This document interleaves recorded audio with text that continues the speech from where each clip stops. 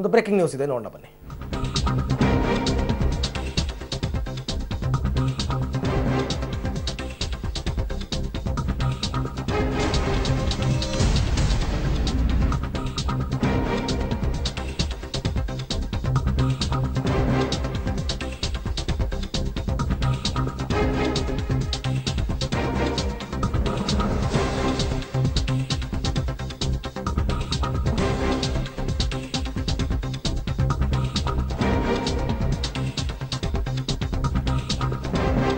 ಉಡುಪಿ ಚಿಕ್ಕಮಗಳೂರು ಲೋಕಸಭಾ ಕ್ಷೇತ್ರದಿಂದ ಬಿಜೆಪಿಯಲ್ಲಿ ಯಾರಿಗೆ ಟಿಕೆಟ್ ಅಂತ ಈಗ ಗೊಂದಲ.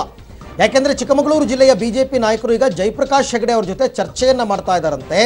ಜಯಪ್ರಕಾಶ್ ಹೆಗಡೆಗೆ ಟಿಕೆಟ್ ಕೊಡಿಸೋದಕ್ಕೆ ಚಿಕ್ಕಮಗಳೂರು ಜಿಲ್ಲಾ ಬಿಜೆಪಿ ಮುಖಂಡರು ಲಾಬಿ ಮಾಡ್ತಾ ಇದ್ದಾರೆ. ಯಾರು ಅಂತ ಅನುಮಾನ ಪಡೋದೇನು ಬೇಕಾಗಿಲ್ಲ, ಯಾಕೆಂತಂದರೆ ಅಲ್ಲಿ ಸಿ ಟಿ ರವಿ ಹೆಸರೇ ಕಾಣಿಸ್ಕೊಳ್ಳುತ್ತೆ.